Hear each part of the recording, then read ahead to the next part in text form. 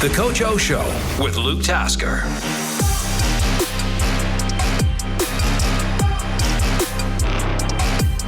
Hey, Ticat fans, welcome to the Coach O Show. I'm joined by the Ticats head coach, Orlondo Steinauer, and myself, Luke Tasker. This is our weekly update with Coach. Coach, congratulations first off. What a great win, and changes the whole story of the team from 1 week ago at our first episode of the Coach O Show to today, leading into getting ready for the Labor Day Classic. So congratulations. I'm sure you guys are excited about that game. I appreciate it, Luke. And winning beats the heck out of the alternative. And bigger than that, I thought we played well in three phases. And, it's a tough environment to go into. You've played many games there. The guys were really excited, but the longer it takes to get the first one, you know how it is. It just builds and builds. So very proud of them. Yeah. I don't think I've missed playing as much since the Grey Cup of 19. I don't think there's been a time where I've missed being on the field more than when that game ended and seeing the best play in football, as you say, to kneel down at the end of the game. And just seeing, the TSN copy had a close-up of Frankie's face and Sean Thomas Erlington as they were about to get interviewed or whatever they were doing. And just the glow of a player and a team having won the game together, very, very special. I was really happy for those guys because it's just what you could tell how much love for the game was just on their faces at that moment after you've won, especially in an away game. And you're right. Montreal is not easy. I don't know.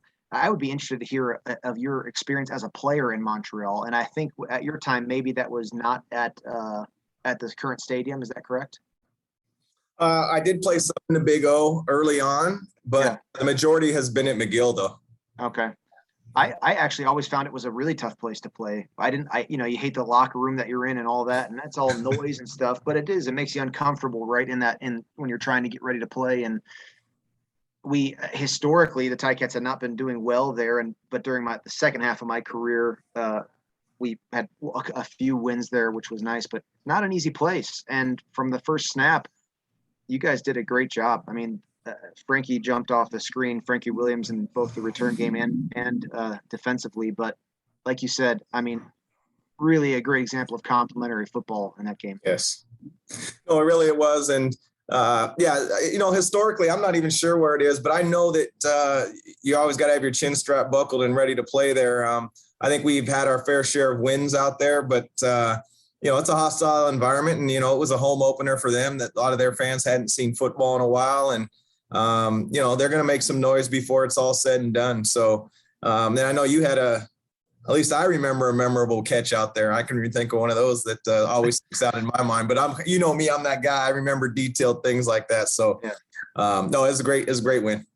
Yeah, I had it. That was the best catch of my career by far. And we had some great games out there, but it's a really great stadium to be able to go out and get a road win on it. In my mind, when as a player, Toronto was guaranteed for me. I felt so comfortable playing there. I loved the away games there. I even enjoyed Ottawa and Montreal. I just always had to really be ready for a really hard fought game. But congrats, that was really spectacular.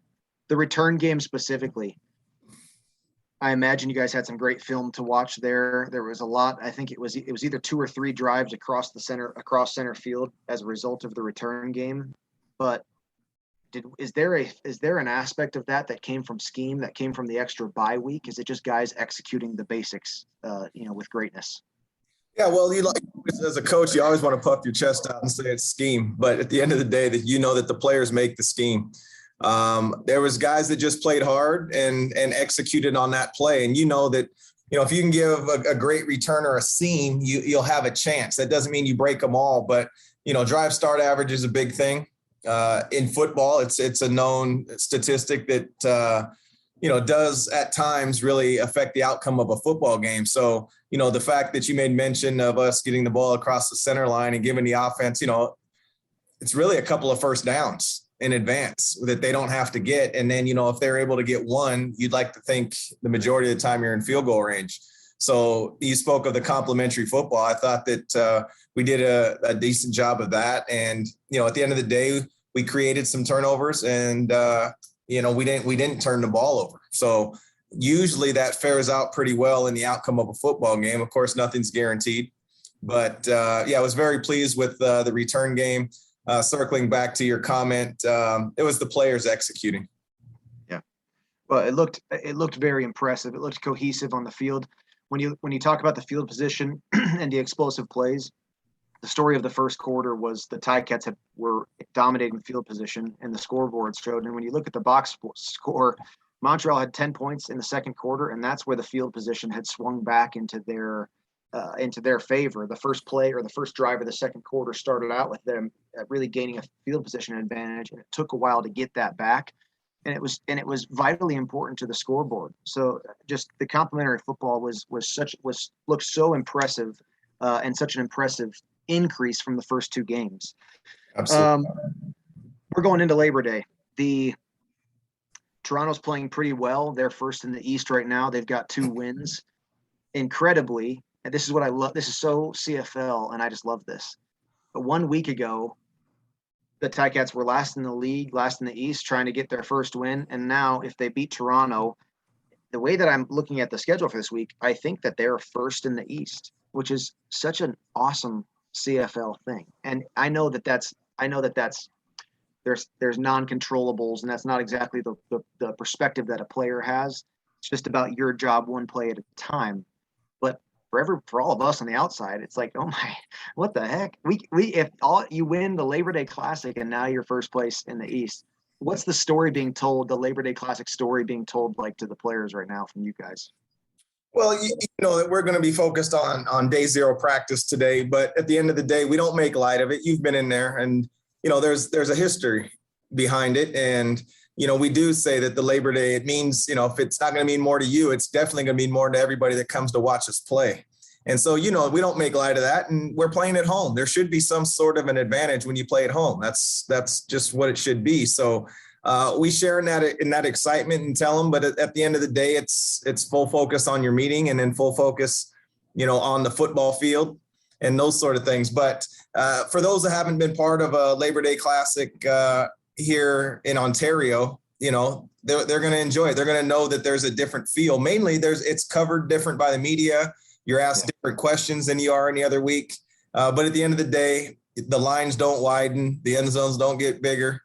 It's still football, but it is fun build up every year. It's kind of usually the midpoint of the season, right? Right. Where you kind of, the expression or the cliche that, fall is football.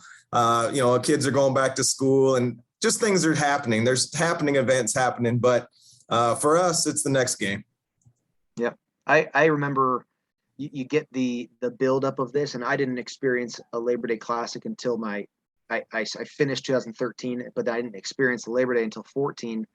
And I as I went through my career, I actually had to turn it down a little bit. I don't know if fans like to hear this kind of stuff. I actually had to kind of shut out all the excitement about the Labor Day rivalry and get back to, I had to play in a really calm state in order to play at a high level. And for me, I had to sort of turn that down.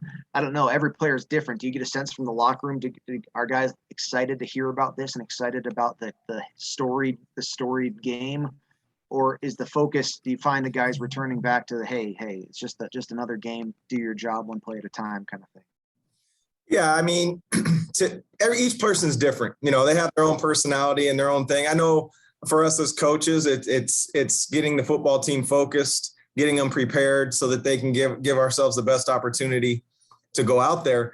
At the same time, some people haven't experienced the Labor Day Classic and that sort of thing. So I don't sense that there's any under excitement or over excitement. And I think it's individually based when it comes to that. But I know that, there was some heat. I think the biggest thing really this week, Luke, is it's our first home game and it happens to be Labor Day. So I think there is a little bit of, maybe a little bit of juice behind that, just that we won't be traveling. You're going to sleep in your own bed. There's no flights for the first time.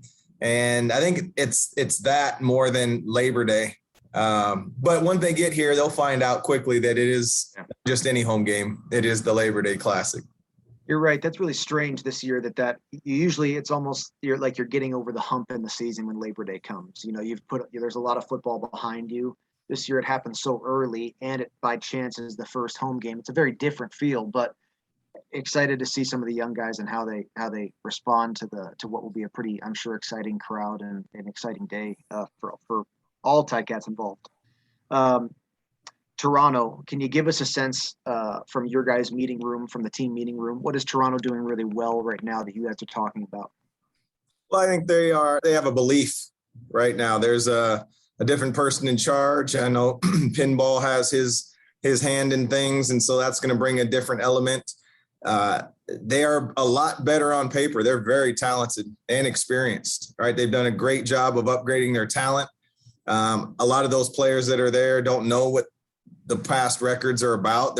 You can tell they're not focused on that. And, they've played some tough games also and fared well. So they're an improved football team. We're going to have our hands full. The past is the past. We're not looking at the record from before or past Labor Days or the old Toronto teams. This is going to be a tough out for us for sure. And I'm looking forward to it because it's going to tell us about ourselves at the same time.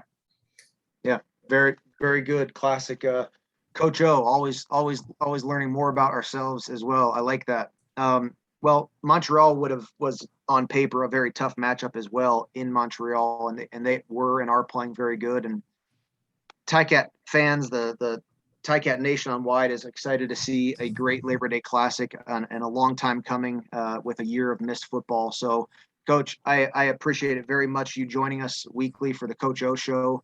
Ticat fans, thanks for tuning in. Coach, best of luck in the rest of the week of prep. We'll see you out there on Monday night. Perfect. See you then. Bye for now. Thanks. See ya.